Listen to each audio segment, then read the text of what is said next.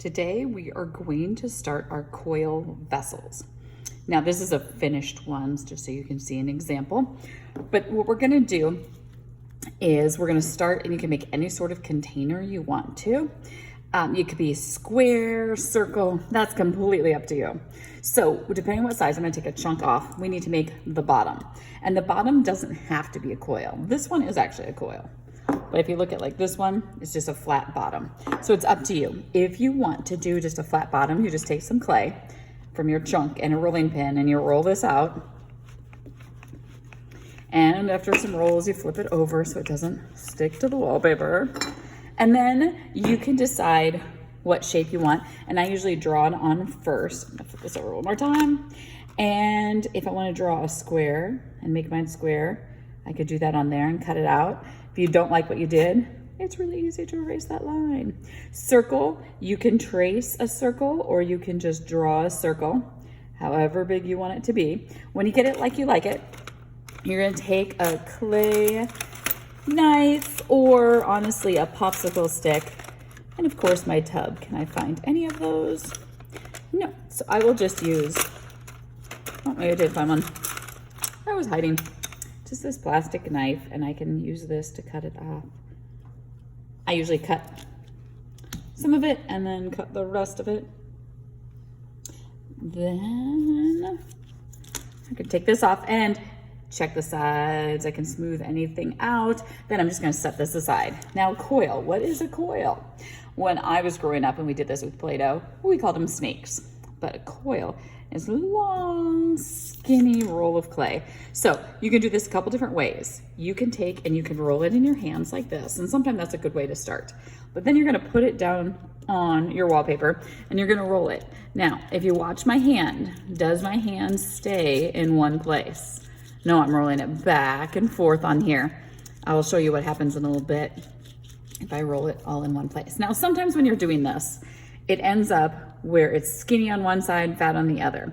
So I can take and I can actually pound this down a little bit so it rolls a little bit smoother. And then I'm gonna decide how thick I want the coil to be. You don't want the coils to be any thicker than your pinky. Okay, so pinky or skinnier. If you do yours the size of your thumb, you're just gonna use up a lot of extra clay that we don't need to use. Okay, oh, it needs two hands. Okay, I get this done. Here's my base. I'm gonna start wrapping it around, and there's a couple of ways you can do this also. So, first of all, how do you attach two pieces of clay together?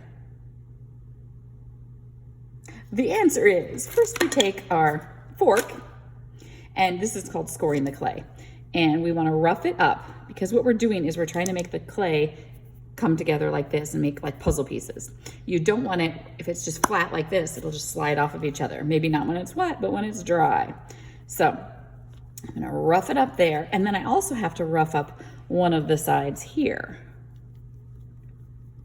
Then that's scoring the clay. Then we need slip. Slip is just water and clay. I'm gonna put that on my edge. This is my clay glue.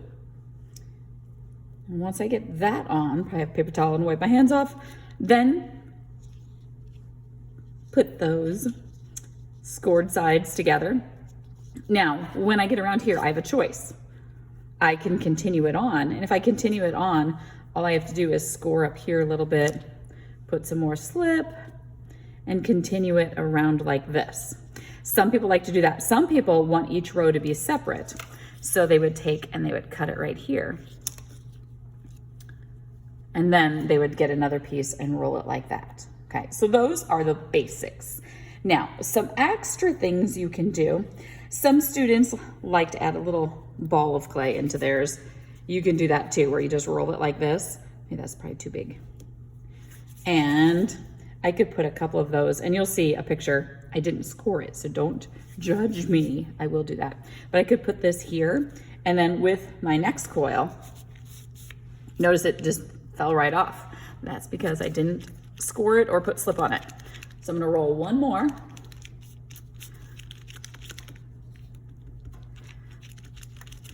Okay. This one is still too fat, still bigger than my pinky. Keep rolling. Okay, let's say this is good. It's not that great, But what I can do here is, if this is like this, I could take, that is not gonna stay if I don't do it correctly. I could take this and roll it around and make a design like that. Ooh, kind of looks like an eyeball. If I want to do that, you could also take, you could take this, I would score it and put slip on it, but you could take and you could roll this to make it look like a snail or a lollipop or things like that. Again, I did not score it and put slip on, so you didn't have to watch me do that. And I could place that somewhere in here. You can see that is what this one is. So that's another way. I promised you I'd show you a bad one. I'm gonna do that really fast. So if I took this and I kept rolling it, and just in the center, do you see how it's really skinny right there and fat here? This is not a good quality one. You want it even thickness all the way through. Have fun. Last little bit. So you have yours created. What you need to do now is do some little detail work. So you're gonna look and see, are there any areas that I might need to smooth out a little bit better? So here, I don't need that so rough in there, so I can take and smooth out. I don't wanna lose the coils, but my finger's a really good tool to smooth things out that I want to.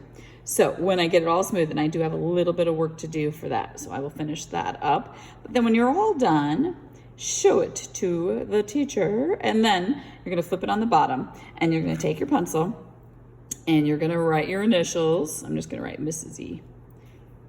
Or you can write your first name if you want to. And then your class, I'm gonna do 3A, could be B or C. So when it's all done, then you can bring it on up. Have fun.